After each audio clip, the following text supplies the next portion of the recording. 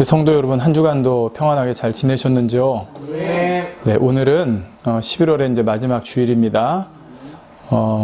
제목은 위로하시는 하나님이라는 제목의 말씀을 증거하겠고요. 본문은 고린도 후서 1장 3절에서 5절입니다. 고린도 후서 1장 3절에서 5절 제가 봉독하도록 하겠습니다.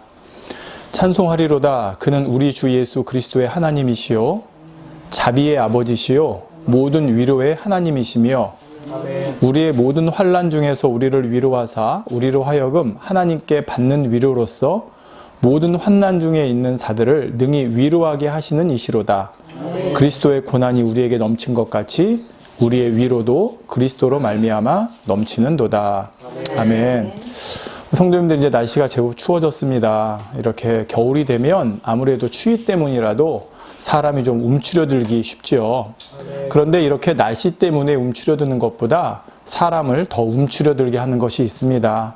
그것은 바로 주변에 함께 해줄 사람, 돌봐줄 사람이 없을 때이죠. 경제적으로 어려움을 겪거나 어떤 건강의 문제, 가정의 문제 등으로 고통을 당하고 있을 때 만약에 주변 어디를 둘러봐도 조그만한 도움의 손길조차 받을 곳이 없다면, 아니 적어도 그 힘든 시간을 옆에서 함께 해줄 누군가가 없다면 그것이 바로 그 사람을 더욱 힘들고 움츠려들게 하는 원인이 될 것입니다. 사실 오늘날 사람들이 살아가는 속사정을 보면 문제없이 살아가는 사람은 없는 것 같습니다. 남들이 보기에 넉넉해 보이고 여유로워 보이고 평안해 보여도 그 속을 들여다보면 남들이 알지 못하는 문제들이 있을 수 있죠. 재벌이라 해도, 권력자라 해도, 정치인이라 해도, 연예인이고 유명인이라 해도 여러분 뉴스에 나오는 소식들을 보십시오. 어찌 그들이라고 문제가 없겠고 염려 근심거리가 없겠습니까? 더욱이 오늘날처럼 갈수록 살기가 힘들어진다고 말이 나오는 세상, 또 한 치 앞을 내다볼 수 없을 정도로 정말 요동치는 그런 세상에서는 더더욱 그런 것 같습니다. 그런데 바로 이러한 어려움이나 문제들보다 더 문제되는 것이 앞서 말씀드린 대로 누군가 함께 해줄 사람이나 기댈 곳이 없다는 점입니다. 그래서 오늘날 현대인이 느끼는 가장 보편적인 감정 중에 하나가 바로 외로움이라고 합니다. 사회는 점점 핵가족화 되어가고 있고 너무나 바쁘게 살아가고 있기 때문에 이런 속에서 사람들은 점점 더 외로움을 느껴가고 있다는 것이죠. 그로 인해서 극단적인 선택을 하는 사람들도 늘고 있고, 우리나라가 OECD 중에 자살률 1위인 거 아시죠? 예, 노인 빈곤율도 1위, 노인 자살률도 1위, 청소년도 1위, 전체도 1위, 참 여러 가지가 많더라고요. 또 심리적인 치료를 받아야 되는 사람들도 늘어나고 있습니다. 우울증, 공황장애 이런 식으로 말입니다. 이처럼 겉으로 볼 때 옛날에 비해서 너무나 잘 살게 되었는데, 너무 풍족해지고 넉넉해지고 편리한 세상이 되었는데 사람들의 마음은 갈수록 더 허해진다는 것입니다. 그러니까 비어간다는 것이죠.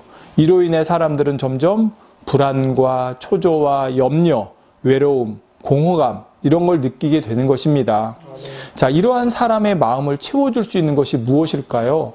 저는 오늘 바로 본문에서 위로라고 그 답을 찾았습니다. 여러분도 누군가의 위로가 큰 힘과 소망이 되었던 기억이 있지 않으십니까? 힘들고 방황하던 시절 누군가의 따뜻한 위로의 말 한마디가 그 사람의 인생을 바꾸는 결정적인 계기가 되었다는 말들을 흔히 들어보게 됩니다. 심심치 않게 들어보게 됩니다. 정말 힘든 순간에 누가 던져준 위로의 말 한마디, 누군가가 내밀어준 도움의 손길, 또 누군가 포근히 감싸주고 안아주었던 것이 그 사람의 인생을 바꾸었다는 것이죠. 그런데 이렇게 위로를 받을 수 있는 곳이 요즘 점점 사라지고 있습니다. 학교, 직장, 사회, 여러분 예전에 말하던 학교, 또 예전에 느끼던 직장이 아니라 정말 이제는 경쟁과 갈등과 양극화가 더 심하게 일어나고 있죠. 심지어 가정에서조차도 위로받지 못하는 세상이 되어가고 있습니다. 그러다 보니 사람들은 마음이 허한 것을 채워보려고, 또한 답답함과 그 힘듦을 풀어보려고, 위안을 삼아보려고 더욱더 세상적인 즐거움이나 쾌락을 찾기도 합니다. 하지만 그것은 마치 목마른 사람이 바닷물을 마시는 것과 같은 결과를 가져오게 됩니다. 세상적인 것들이 진정한 위로를 줄 수 없을 뿐만 아니라 오히려 그로 인해 자신에게 해가 되는 경우를 볼 수 있죠. 여러분 요즘 뉴스에 보면 그 부유층 자제들이나 일부 연예인들의 일탈 행동이 나옵니다. 그들이 뭐가 부족했겠습니까? 예, 뭐가 없었겠습니까? 뭐가 아쉬웠겠습니까? 그런데도 그들의 마음이 비어 있었기 때문에 그것을 세상적인 걸로 채워보려고 하다가 결국 그것이 자기의 마음을 위로해 주고 자기를 어떤 치유해 준 것이 아니라 점점 더 자신을 해롭게 해서 결국 그러한 결과가 나오는 것을 볼 수 있지 않겠습니까? 자, 제가 그분들을 비난하려고 한다는 것보다는 그분들은 그 마음을 위로해 줄 것을 찾지 못했기 때문에 그런 결과가 생겼다는 것이죠. 자, 그렇다면 주 안에 있는 사람들은 어떨까요? 하나님을 믿고 주 안에 있는 사람들도 때로는 위로가 필요합니다. 그렇다면 믿는 사람들은 어디서 위로를 받아야 할까요? 당연히 세상에서 추구하는 방법과는 달라야겠죠. 주 안에 있는 사람들이 세상적인 것으로 위안을 받으려고 할 때는 반드시 문제가 생깁니다. 그래서 오늘은 우리가 주 안에서 받는 위로, 하나님이 주시는 위로에 대해서 어떻게 그것이 무엇인지 한번 함께 은혜를 나누려고 합니다. 자, 먼저 우리가 위로의 의미부터 좀 정확하게 살펴보겠습니다. 사전에 보니까 위로란 따뜻한 말이나 행동으로 괴로움을 덜어주거나 슬픔을 달래주는 것이라고 정의합니다. 그러니까 우리가 흔히 알 수 있죠. 예, 따뜻한 말이나 행동으로 괴로운 사람의 그 괴로움을 덜어주거나 슬픈 사람을 달래주는 것입니다. 자, 그런데요, 제가 이 위로라는 단어를 히브리어로 한번 찾아봤습니다. 그랬더니 의미가 마음에 확 닿아졌어요. 히브리어로 위로하다라는 말을 찾았더니 그 뜻이 뭐냐면 다시 숨을 쉬게 하다입니다. 저는 이게 너무 마음에 감동이 됐어요. 예, 위로란 너무 기가 막히고 고통스러워서 숨조차 제대로 쉴 수 없을 그런 절망적인 상황에서 다시 숨을 쉬도록 해준다는 말입니다. 그러니까 단순히 뭐 괴로움을 덜어주거나 슬픔을 위로해주는 차원, 달래주는 차원이 아니라 다시 살려주는, 정말 다시 숨을 쉬게 해주는. 여러분 그런 경우 있죠? 정말 너무 힘들고 고통스러워서 숨조차 쉬지 못한다고 하는. 예. 근데 그 숨을 다시 평안하게 쉬고 해준다는 것이 바로 영적인, 즉 히브리어에 담긴 위로라는 뜻이었습니다. 저는 이 의미를 보면서 이런 말이 생각났습니다. 사람은 힘들어서 죽는 것이 아니라 위로를 받지 못해서 죽는다. 이런 말이 있거든요. 그렇습니다. 여러분, 숨 쉬지 못하는 그 갑갑함에서 그거를 숨을 다시 쉬게 해주는 위로가 없기 때문에 극단적인 선택을 하고 세상적인 걸 취하기도 하다가 결국은 나락으로 떨어지고 마는 거 아니겠습니까? 영적으로도 마찬가지입니다. 주 안에 있는 분들은 사실 모든 문제의 원인이 영적인 겁니다. 그 영적인 힘듦, 영적인 고난에 따라서 또 육적인 것이 찾아오게 되죠. 그런데 이렇게 힘들 때 그 시험을 이겨내지 못하고 결국 주님을 떠나 세상으로 향하는 사람들이 있는 것을 보게 됩니다. 왜 그럴까요? 바로 그 영적인 힘듦과 고통을 위로해 줄 사람, 위로해 줄 곳을 만나지 못했기 때문입니다. 만약 영적으로 정말 힘들어 있을 때라도 위로해 줄 분을 만났다면 다시 숨을 쉬고 살아났을 테 말입니다. 저도 영적으로 정말 힘든 시간들을 겪은 적들이 있습니다. 뒤돌아보니 그 순간 저를 다시 숨쉬게 해준 것은 바로 우리 주님의 위로였습니다. 영적으로 너무나 지치고 힘든 상황, 그로 인해 육적으로도 그렇고 아무것도 할 수 없는 상황이었습니다. 그러니 막막할 수밖에 없죠. 그때 다시 일으켜 세워준 것이 바로 주님의 위로였다는 말입니다. 제가 제주도에 한 3개월 정도 있을 때가 있었습니다. 어떤 영적인 상황과 육적인 상황이 어려움 가운데 그때 제가 정말 힘든 시절 주변에 있는 교회를 찾았거든요. 근데 그 교회에 갔는데 그 교회는 예배를 끝나고 이제 지하 식당에서 뭐 한 사람 1,500원씩 해서 이제 주일 식사를 이제 너무 많으니까 이제 판매를 하고 있더라고요. 그리고 그 앞에는 이렇게 보드에다가 그날의 메뉴를 이렇게 적어 놓는 게 있는데 여러분 제 이름이 이제 동초입니다. 예, 동초인데 거기 나가서 그 식당 앞에서 이제 오늘의 메뉴가 뭔지를 이렇게 봤죠.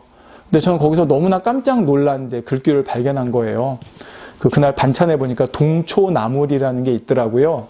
예, 저는 세상에 제 이름이 이제 동초인데 사실 뭐 제 이름 어디서 들어본 적도 없고 그런 이름의 나물이 있다는 것도 몰랐습니다. 뭐 제주도니까 있었을 수도 있는데 보니까 남해안 쪽에는 조금 그런 이 단어가 있더라고요. 근데 저는 그때 너무나 큰 위안을 받았습니다. 네. 사실 마치 그게 동초야라고 아버지가 불러주시는 것 같았어요. 내가 널 보고 있다. 내가 너와 함께하고 있다. 또 내가 너와 함께할 것이다. 라고 하는 어떤 아버지의 그런 손길, 아버지의 부르심, 아버지의 터치, 아버지의 위로로 느껴졌습니다. 물론 이건 그날 저만 느낄 수 있었을 거예요. 그곳에 있는 다른 분들은 뭐 늘 보던 동초나무는 오늘 반찬이 그런에 넘어갔겠지만 저한테는 그게 그렇게 단순한 의미가 아니었다는 것입니다. 바로 제가 느꼈던 그 위로는 그 당시 세상 무엇으로도 저에게 줄 수 없는 것이었습니다. 저는 그 시간을 보내면서 내가 하나님의 자녀이기 때문에 정말 나를 위로해 줄 수 있는 분은 오직 아버지 하나님, 우리 주님 뿐이시구나라는 것을 더욱 깨달을 수가 있었습니다. 성도 여러분, 주 안에 있는 우리들이 위로받을 곳은 오직 한 분, 하나님이십니다. 세상 사람과 달라야 된다고 했죠. 오늘 본문에 보면 찬송하리로다. 그는 우리 주 예수 그리스도의 하나님이시요 자비의 아버지시요 모든 위로의 하나님이시며 우리의 모든 환난 중에서 우리를 위로하사 말씀하고 있죠. 자, 이 말씀대로 하나님은 우리를 위로하시는 분이신데, 자, 우리가 위로를 받아야 하는 상황이란 어떤 것입니까? 바로 여기 나오죠.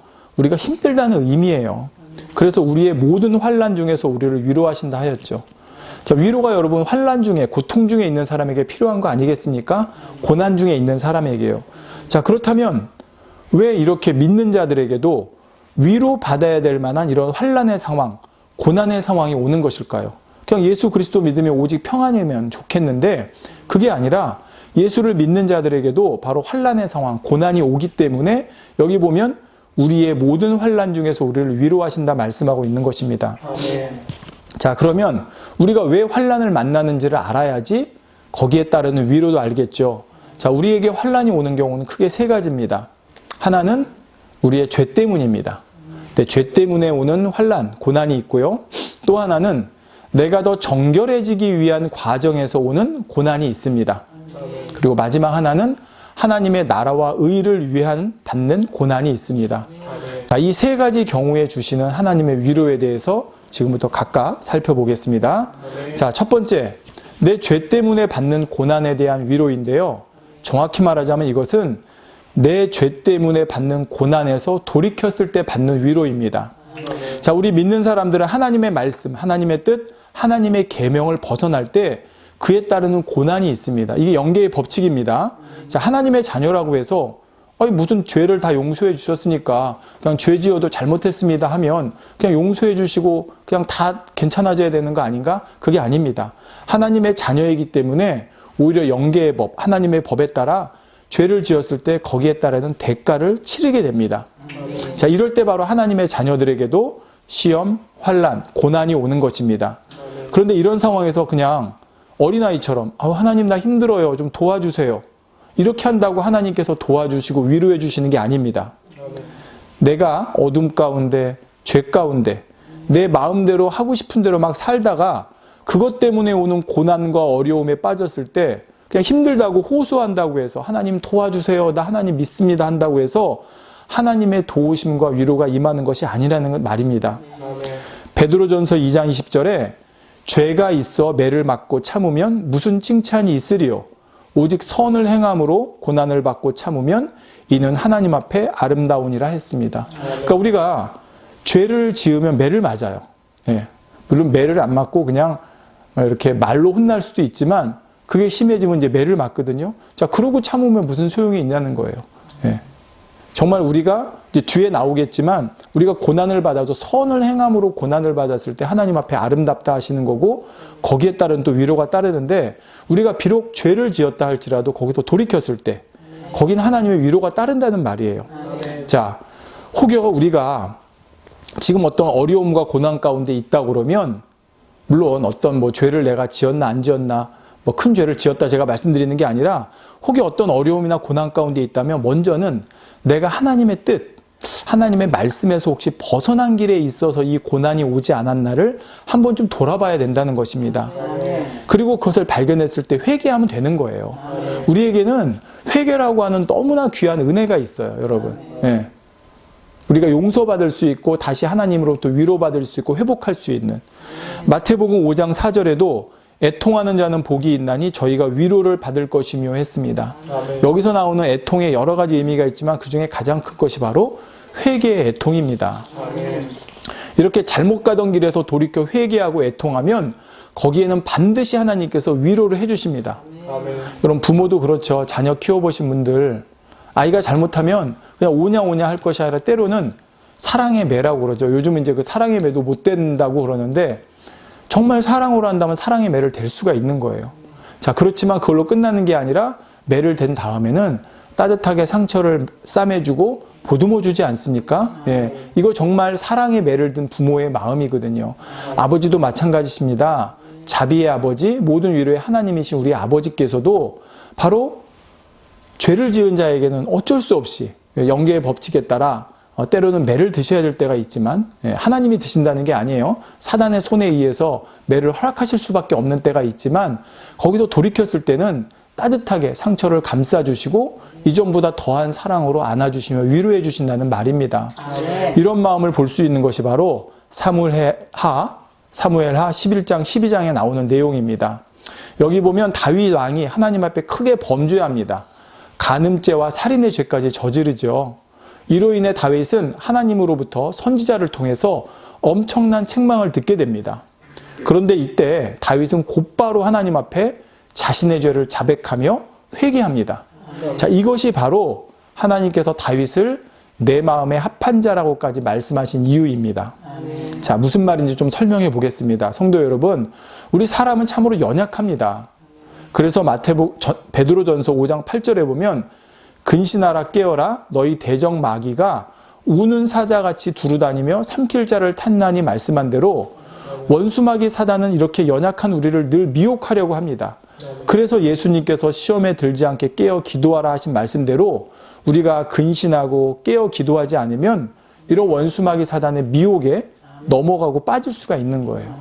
그래서 우리는 늘 깨어서 성령님 의지해야 되는 것이고 성령의 능력을 힘입어야 됩니다. 이건 우리가 주님 만나는 그 순간까지예요. 여러분 이거 꼭 명심하세요. 우리 중에 사람이 온전한 사람이 없어요. 우리의 능력으로 우리의 힘으로 온전해 줄 수가 없어요.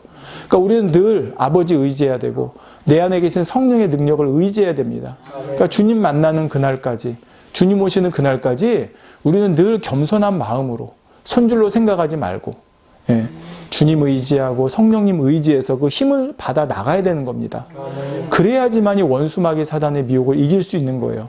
그러지 않으면 언제 넘어질지 모른다는 겁니다. 자, 제가 지금 우리는 어차피 연약하니까 넘어져도 된다 이걸 말씀드리는 게 아니에요.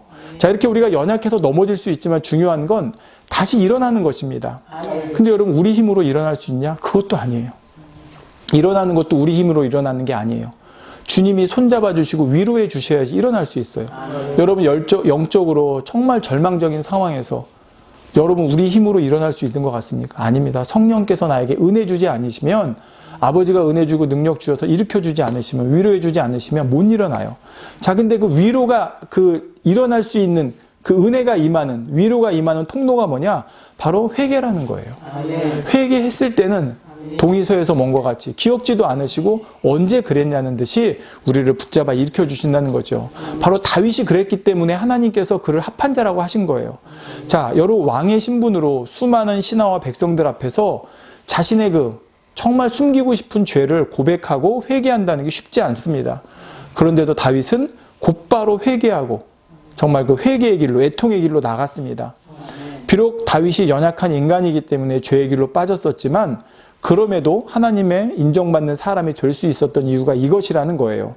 철저히 하나님 앞에 회개했을 때 그는 어차피 죄의 대가로 밧세바 사이에서 태어난 아이는 죽고 맙니다. 자, 이게 영계의 법칙이에요. 그러니까 회개했지만 그가 지은 죄가 워낙 컸기 때문에 거기에 따르는 징계가 있었어요. 그러니까 밧세바의 사이에서 낳은 아이가 죽는 거죠. 자, 비록 죄를 지은 대가로 받는 것이었지만 이 일로 다윗도 그렇고 밧세바도 그렇고 얼마나 고통을 받았겠습니까? 부모의 마음이니 말입니다. 자, 그런데 하나님께서는 철저히 회개한 다윗을 그냥 두지 않으셨습니다. 사무엘하 12장 24절 25절에 다윗이 그쳐 밧세바를 위로하고 저에게 들어가 동침하였더니 저가 아들을 낳음에 그 이름을 솔로몬이라 하니라. 하나님께서 그를 사랑하사 선지자 나단을 보내사 그 이름을 여디디아라 하시니 이는 여호와께서 사랑하심을 인함이었더라 말씀하고 있습니다. 자, 비록 그 죄로 인해서 징계를 받았고 그렇지만 그가 철저히 아버지 앞에 회개하며 애통의 길로 나갔을 때 하나님께서는 정말 사랑스러운 자녀, 여러분 그 자녀를 잃었지만 그 잃었던 자녀보다 더 귀한, 정말 하나님이 사랑하신다고 선지자를 통해서 친히 말씀해 주시는 그런 귀한 자녀를 얻는 이러한 위로를 해주셨다는 사실입니다. 이것이 바로 자비의 하나님, 위로의 하나님이 주시는 위로입니다. 성도 여러분, 지금 2020년 영적으로 신앙적으로 어찌 보면 참으로 열악한 상황이고 힘든 상황입니다. 하지만 이것을 허락하신 하나님의 뜻이 있다고 저는 생각합니다. 자, 그것은 무엇일까 생각해 봤습니다.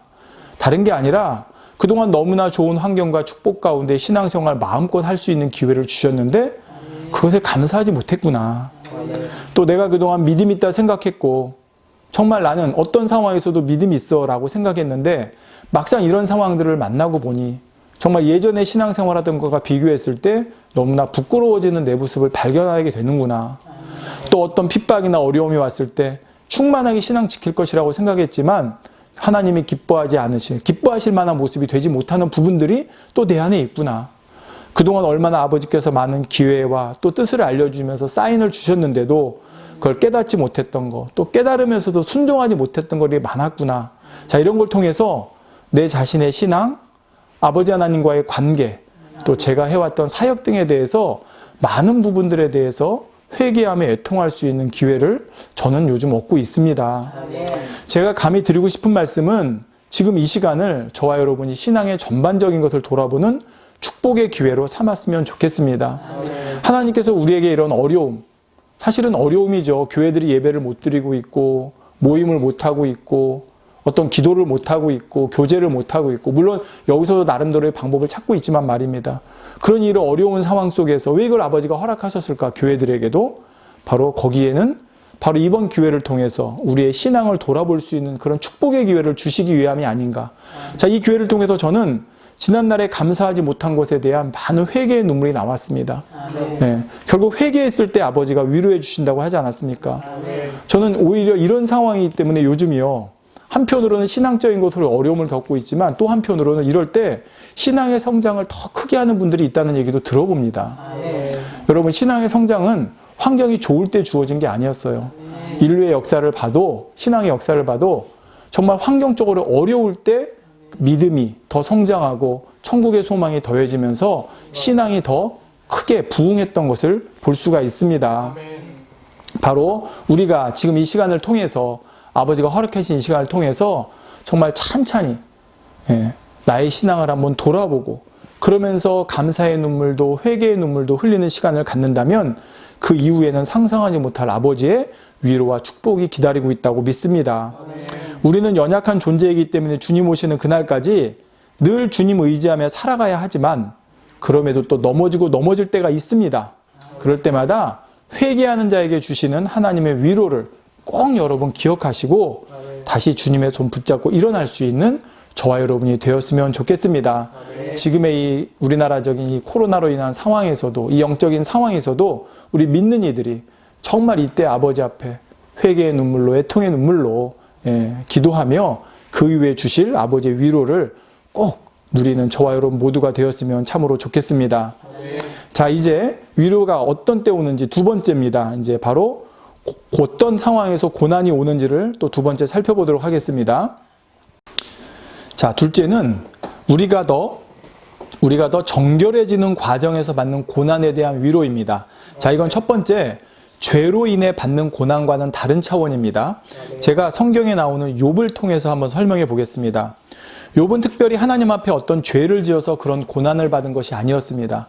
사실 성경 전체를 통틀어서 보면 정말 몇째 가지 않는 손에 들 만큼 욥의 고난이 심했죠. 자, 다만 욥은 어떤 죄를 지어서 그런 고난을 받은 것이 아니라 하나님께서는 욥의 중심과 그 그릇됨을 보시고 그가 이 연단을 통해서 하나님 앞에 정금같이 나올 것을 아셨습니다. 바로 인간경작의 목적에 합당한 자녀가 될 것을 아셨죠.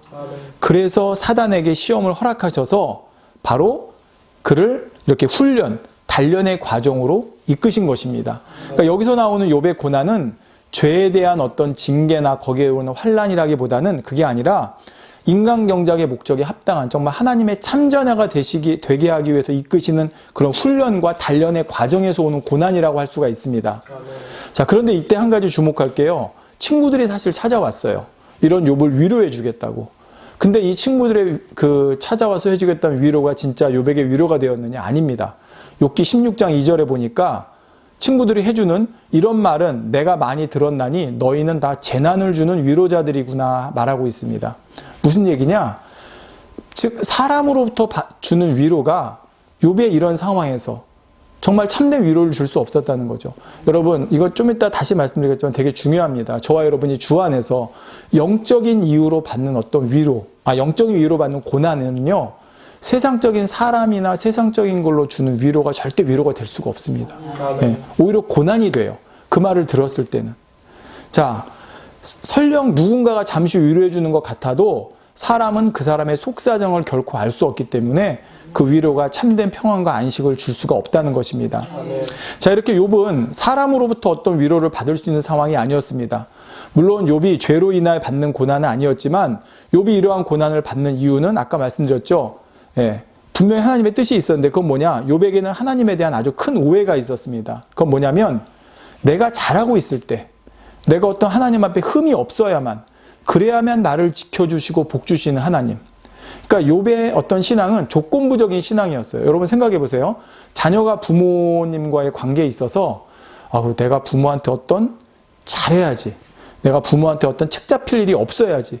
그래야지 엄마가 나 등록금 주고 옷도 사주고 밥도 주고 나 이렇게 집에서 재워주고 하는 우리 엄마 아빠야 라고 이렇게 살아간다고 생각해 보세요. 그러면 그 자녀와 그 부모의 사이가 친밀한 관계라고 할 수 있을까요? 아니죠. 그러니까 욥이 딱 그랬던 거예요. 그러니까 내가 어떤 흠이 없어야 되는데, 내가 어떤 잘못이 없어야 되는데, 내가 잘해야 되는데, 그래야 나 지금 축복 주시는데, 내가 복을 누리는데, 날 지켜주시는데. 그러니 하루하루가 얼마나 힘들었겠습니까? 나는 아니더라도 욥이 자기 자녀들이라도 혹여 하나님 앞에 어떤 흠이 있을까봐, 그래서 그걸로 인해 자기한테 하나님의 진노가 임할까봐 욥은 늘 전전긍긍했습니다. 그러니 욥은 악이 없고 하나님 앞에 흠없게 살았다고 했지만 정말 하나님께서 원하시는 하나님을 사랑하는 마음이라기보다는 조건부적인 그 두려움 가운데 있는 이제 이런 신앙생활이었어요. 근데 욥은 바로 하나님께서 허락하신 이 연단, 이 고난을 통해서 진짜 하나님을 만나게 됩니다. 즉 내가 잘하고 있을 때만 나를 사랑해 주신 하나님이 아니라 내가 부족하고 내가 고난 중에 있어도 내가 간절히 찾을 때 내 곁에 계시고 나를 잡아주신 하나님. 여러분 그게 부모잖아요. 자녀가 공부 잘하고 뭘 잘하고 말썽 안 피워야지만 야 너 내 자녀야. 그렇지 않으면 너 호적에서 팔래. 그러면 그게 어떻게 부모예요. 못나고 어떤 사실 죄송하지만 말썽도 피우고 어떤 그런 곳에 있지만 그 자녀를 안아주고 품어주고 감싸주는 것. 그게 또 부모 아니겠습니까? 예, 바로 아버지. 그게 바로 내 아버지구나라는 걸 욥은 이제 이 연단의 과정을 통해서, 극한 연단의 과정을 통해서 만난 거죠. 우리도 신앙생활하면서 바로 이것 때문에 연단을 받습니다. 자, 즉 조건부적인 신앙으로가 아니라 정말 하나님을 더 사랑할 수 있고 하나님과 더 가까워질 수 있고 더 하나님을 의지하고 모든 걸 하나님에 맡길 수 있도록 하나님께서 우리를 이런 연단 가운데 허락하실 때가 있는 거예요. 고린도후서 1장 8절에서 9절에 보면 사도 바울의 이런 고백이 나옵니다. 형제들아 우리가 아시아에서 당한 환난을 너희가 모르기를 원하지 아니하노니 힘에 겹도록 심한 고난을 당하여 살 소망까지 끊어지고 우리 마음에 사형 선고를 받은 줄 알았으니. 정말 얼마나 심했으면 살 소망이 끊어지고 사형 선고를 받았다고까지 이렇게 고백을 했겠습니까? 그러면 사도 바울이 이렇게 고난을 받았으니 그 뒤에 이어지는 말은 뭐가 돼야 될까요? 받았으니 하나님 내가 왜 이렇게 하나님 일 하는데 이런 고난을 당해야 됩니까? 하나님 정말 살아계신 거 맞아요? 내가 지금 이거 하는 일이 하나님 뜻 가운데 하는 거 맞아요? 이렇게 고백할 수 있다고 생각할 수 있는데 뒤에 이어지는 고백을 보면 그렇지 않습니다. 사도 바울이 합니다. 자, 힘에 겹도록 심한 고난을 당하여 살 소망까지 끊어지고 우리 마음에 사형 선고를 받은 줄 알았으니. 너무 어렵죠. 근데 뒤에 이렇게 나와요. 이는 우리로 자기를 의뢰하지 말고 오직 죽은 자를 다시 살리시는 하나님만 의뢰하게 하심이라 했습니다. 아멘. 자, 사도 바울은 살 소망이 끊어지고 마음의 사형 선고를 받는 것 같은 고난을 당하면서 결국 깨달은 것이 무엇입니까? 이는 우리로 자기를 의뢰하지 말고 오직 죽은 자를 다시 살리시는 하나님만을 의뢰하게 하심이라는 고백이었습니다. 그러니까 사도 바울은 이 고난을 통해서 하나님과 멀어진 게 아니라 하나님을 원망하고 의심한 게 아니라 어떻게 됐어요? 하나님을 결과적으로는 더 의지하게 됐습니다. 하나님과 더 친밀하게 됐습니다. 하나님으로부터 더 큰 능력을 받게 됐습니다. 자, 이것이 바로 하나님께서 우리를 더 정결케 하시고 더 온전케 하시기 위해서 고난을 허락하신 이유입니다. 우리도 살아가면서 이런 주 안에서, 신앙 안에서 이런 연단을 받을 때가 있어요. 정말 너무나 힘들고 고난 이런 게 올 때가 있어요. 그럴 때 우리의 믿음이 하나님 왜 나에게 이런 연단을 주세요? 왜 이런 어려움을 주세요? 하나님 정말 살아계신 거예요? 나 사랑하는 거 맞아요? 이게 아니라 내가 이걸 통해서 정말 나를 의뢰하지 말고 죽은 자도 살리시는 하나님을 더 의뢰하고 하나님을 더 사랑하고 하나님을 더 찾고 맡기라는 거구나. 그 하나님을 더 사랑하라는 거구나. 이걸 깨닫는 저와 여러분이 되라는 것입니다. 그랬을 때 하나님께서 저와 여러분에게 말할 수 없는 위로를 주신다는 사실입니다. 여러분 꼭 명심하세요. 이 연단은요, 지금 말씀드린 이 고난은 우리가 잘못해서 오는 고난이 아니기 때문에 이 주에 주시는 하나님의 위로는 너무나 커요. 자, 그런데 꼭 이 위로라고 하니까 그럼 하나님께서 이 연단 끝나고 나니까 어떤 눈에 보이는 큰 열매, 엄청난 축복을 주시나? 할 수도 있습니다. 욥은 그랬어요. 욥은 뒤에 보면 나오지만 이 연단이 다 끝나니까 정말 육적으로도 엄청난 축복을 받은 걸 볼 수 있죠. 근데 저는 오히려 지금까지 신앙생활 해오면서 그런 위로보다는요, 어떤 위로였냐면 정말 그렇게 힘들고 연단 가운데 있을고 할 때 정말 하나님을 그 순간에 내가 부를 때, 찾을 때 문득 길을 걷다가 바라본 하늘의 아름다운 풍경, 저는 그것이 아버지가 저에게 주시는 위로였습니다. 또 눈에 확 들어오는 성경 말씀 한 구절, 그게 또 저에게 주신 아버지 하나님의 위로였습니다. 누구에게 말하지 않았지만 내 마음에 정말 사소하지만 작은 소원에 대한 응답, 그것이 하나님께서 저에게 주시는 위로였습니다. 저는 그 위로를 통해서 하나님과 더욱더 가까워지고 친밀해지고 있는 저를 발견할 수가 있었고요. 성도 여러분, 하나님을 더 가까이 하려는 과정에서 오는 고난, 주님을 더 알고 사랑하게 되는 과정에서 오는 고난, 천국의 소망이 더해지고 오직 하나님만 더 의지해 가는 과정에서 오는 고난, 저는 우리 신앙에서 이런 고난들이 온다는 것을 지금 말씀드립니다. 이건 우리를 위한 축복의 고난이고 연단이에요. 이걸 우리가 연단이라고 그러죠. 자, 이럴 때 여러분 정말 아버지를 찾으시며 주변을 한번 돌아보시기 바랍니다. 분명히 아버지 하나님께서 여러분에게 주시는 작지만 확실한 그런 위로의 사인, 제가 아까 말씀드린 동초나물처럼 말입니다. 그런 위로의 사인들이 있을 것입니다. 하나님께서는 저와 여러분에게도 바로 이러한 연단을 통해 정금같이 나와서 우리가 영혼이 잘 되는 만큼 반드시 영육간의 축복으로 갚아주신다는 사실을 저와 여러분이 꼭 믿으시기 바랍니다. 그리고 늘 삶 속에서 저와 여러분에게 위로로 주시는 아버지의 사인을 찾아가는 저와 여러분이 됐으면 정말 좋겠습니다. 자, 이제 마지막으로 어떤 고난에 대한 위로가 있냐? 바로 하나님의 나라와 의를 위해 받는 고난에 대한 위로가 있습니다. 요즘 코로나 때문에 교회들이 많이 어려움을 겪죠. 더욱이 세상은 모든 교회를 하나로 싸잡아서 비난을 하기도 합니다. 자, 그런데 정말 이런 중에도 누가 알아주지 않는 곳, 보이지 않는 곳에서 묵묵히 하나님만 바라보며 헌신하고 기도하시는 많은 주의 종들이 계시다는 것을 알고 있습니다. 근데 그런 분들도 어쩔 수 없이 지금 상황에서 함께 고난을 받고 계시죠. 특히나 개척교회나 작은 교회는 재정적인 어려운 것까지 겪고 있으니 말입니다. 이런 상황에서 교회와 나라와 성도를 위해 눈물로 기도하신 우리 많은 주의종님들, 그래도 이 시간이 오래 지속되다 보니까 지쳐갈 수밖에 없는 것이 또 현실인 것을 압니다. 이럴 때 필요한 것이 무엇이겠습니까? 바로 주님의 위로이죠. 왕상 19장에서 하나님께서 이런 자들에게 어떤 위로를 주시는지 보겠습니다.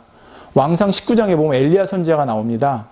엘리야 선지자는 당시 북이스라엘에 하나님을 대적하던 아하 왕과 그의 아내 이세벨, 그리고 온 세상을 우상 숭배로 이끄는 이방 선지자들로 들끓고 있는 이 북이스라엘에서 그들과 맞서 하나님의 뜻을 전했던, 정말 목숨을 걸고 전했던 선지자입니다. 근데 이런 시간이 오래되다 보니까 엘리야 선지자도 많이 지치셨던 것 같아요. 자신을 죽이겠다고 위협하는 이세벨을 피해서 광야로 도망을 갑니다. 그리고 거기서 하나님 앞에 이렇게 고백을 하죠. 여호와여, 넉넉하오니 지금 내 생명을 취하옵소서. 나는 내 열조보다 낫지 못하니이다. 자, 쉽게 말하면 이제 그만 좀 데려가 달라, 죽고 싶다는 말입니다. 그만큼 힘들었던 것 같아요. 이 대단한 엘리야 선지자도. 자, 이런 엘리야 선지자를 하나님께서 뭐라고 하셨을까요? 야, 너는 믿음이 그렇게 없냐? 너는 그렇게 연약해서 그런 고백이나 하냐? 예, 그렇게 하지 않으셨습니다. 오늘 제가 시간이 없어서 다 말씀드리지 못하지만 왕상 열왕기상 19장을 읽어보세요. 거기 보면 하나님께서 천사를 보내십니다. 천사를 보내서 엘리야를 어루만져 주세요. 그리고 떡과 물을 주십니다. 그리고는 쉬게 하세요. 그래서 엘리야 선지자가 또 자요. 잤더니 또 천사를 보내서 이 자고 일어난 엘리야 선지자를 깨워서 또 어루만져 주시고 떡과 물을 먹을 걸 줍니다. 네. 전 여기서 아버지 하나님의 정말 따뜻한 사랑을 느꼈어요. 많은 주의 종님들, 많은 하나님의 나라를 위해 애쓰시는 분들 정말 사역하다 보면 지칠 때가 있거든요. 예, 그때 너 주님의 고난을 생각해서 네가 어떻게 힘들다 할 수 있냐, 지치다 할 수 있냐, 이렇게 몰아붙이시는 것이 아니라 천사를 보내서 어루만져 주시고 떡과 물로 공급해 주시는 그런 아버지 하나님의 위로를 보게 됩니다. 뿐만 아니라 엘리야 선지자를 하나님의 산 호렙으로 이끄셔서 거기서 하나님 앞에 큰 영적인 체험을 하게 하세요. 예. 그리고 마지막에 이런 말씀을 하십니다. 바알에게 무릎 꿇지 않은 7천을 예비해 주셨다 하십니다. 이 얘기가 뭐냐? 너 혼자 아니야. 너와 함께 뜻을 하는 동역자들이 있어 라고 하는 정말 아버지 하나님의 위로하심이 있습니다. 저는 지금 눈물로 하나님 앞에 기도하며 성도와 교회와 나라를 위해 기도하는 우리 주의 종님들, 성도님들에게 이러한 하나님의 위로가 기다리고 있다고 믿습니다. 천사를 보내어 여러분을 어루만지실 것이며 떡과 물로 공급해 주실 것입니다. 하나님을 만나는 놀라운 체험도 하게 해주실 것이고요. 하나님과 뜻을 함께하며 도울 동역장들을 분명히 예비하시고 붙여주실 것입니다. 오늘 본문에 보면 그리스도의 고난이 우리에게 넘친 것 같이 우리의 위로도 그리스도로 말미암아 넘치는도다 했습니다.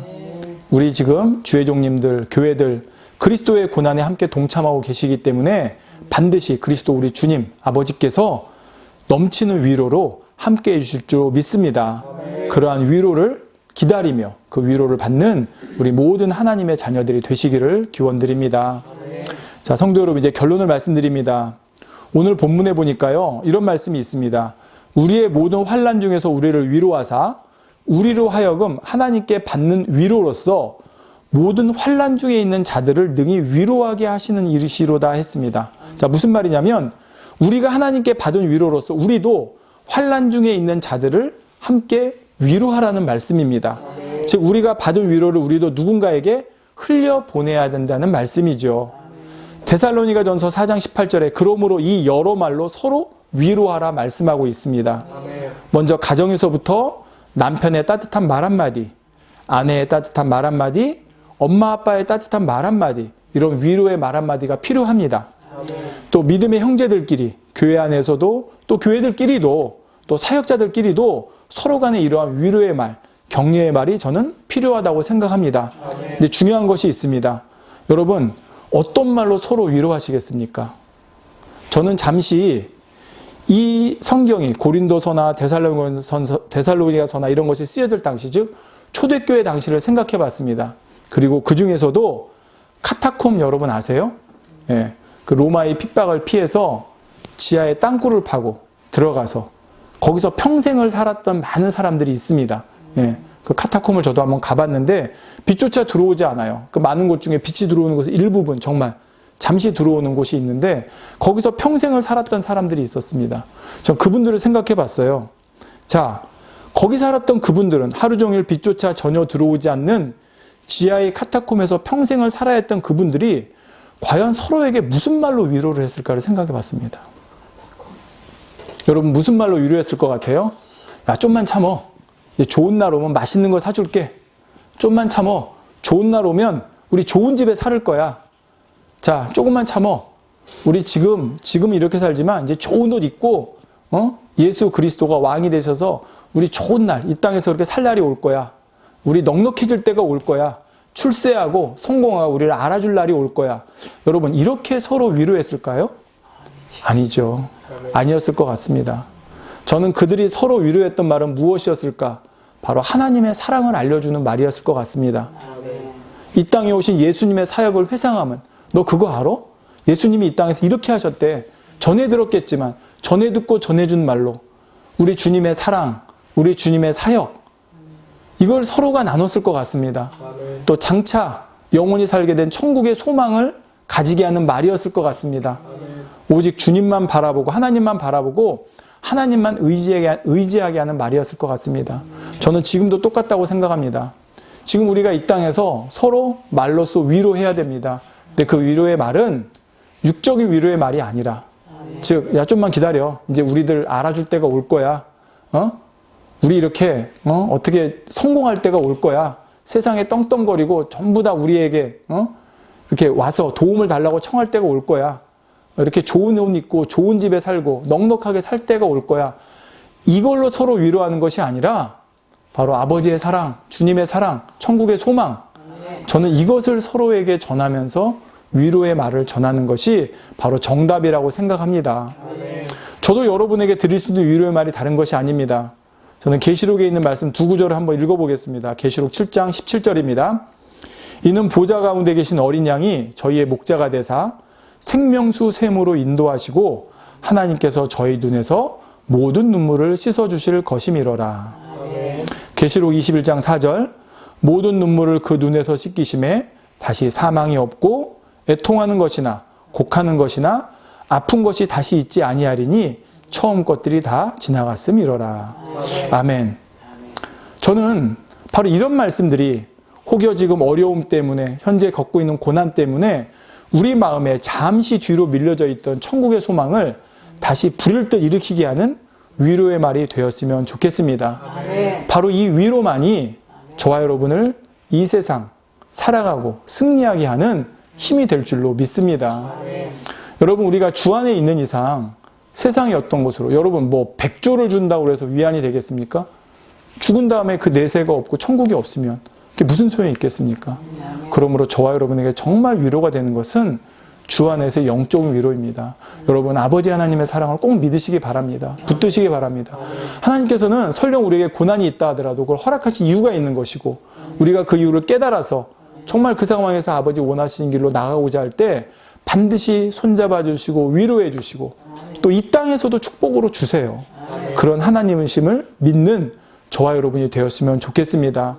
오늘도 이러한 아버지 하나님의 위로와 또 주 안에서 서로 나누는 우리의 위로가 충만해서 이 세상을 이기고 승리하고 장차 주님 품에서는 영원토록 위로와 안식을 누리는 우리 모두가 되시기를 주님의 이름으로 기원드립니다. 자, 잠시 기도하겠습니다. 사랑이 좋으신 아버지, 감사를 드립니다. 아버지의 그 크신 은혜와 사랑이 있어서, 정말 아버지의 그 위로하심이 있어서 저희가 하루하루를 버티며 살아갑니다. 아버지, 우리가 이 땅의 것으로 소망 두지 아니하게 하시고 정말 저 천국의 소망이 우리의 위로가 되게 하시고 아버지의 사랑이 위로가 되게 하여 주시옵소서. 혹여 죄 때문에 고난 가운데 있으면 이제는 지체하지 말고 돌이킴으로 아버지 위로를 받는 우리가 되게 하시고, 정말 하나님을 더 사랑하기 위해서 그 과정에서 받는 연단이 있다 그러면 이제 그 연단을 통해서 아버지 주시는 위로가 넘치도록 임하게 하여 주시기를 원합니다. 지금 이 어려운 상황에 하나님의 나라와 일을 위해서 받는 또 고난에 있는 분들이 계십니다. 그분들의 그 위로를 아버지가 엘리야 선지자 천사를 보내 등을 어루만져 주시고 물과 음식으로 공급하여 주신 같이, 또 아버지 바알에게 무릎 꿇지 않는 7천의 그런 동역자들을 예비하셨다 말씀하신 것 같이 이제 때가 이르면 우리 모두가 또 연합하여져 하나가 되어져서 함께 마음껏 주님의 영광을 선포하는 그날이 올 줄로 믿습니다. 그러한 위로로서 우리에게 공급해 주시고, 그러나 우리의 정말 참된 온전한 위로는 장차 주님 품에 안겨서 누리는 영원한 안식임을 믿습니다. 그것을 소망하며 살아가는 우리 모두가 될 수 있도록 도와주시옵소서. 아버지는 우리 주변에 수많은 것으로 우리에게 위로의 사인을 주고 계십니다. 오늘도 하늘을 바라보고 강을 바라보고 바다를 바라보고 산을 바라보고 들을 바라보며 거기에서 아버지가 주시는 그 위로를 찾으며 그 위로로 힘입어 나가는 우리 모든 성도님들 에게 도와주시옵소서. 우리 주 예수 그리스도의 이름으로 기도하옵나이다. 아멘.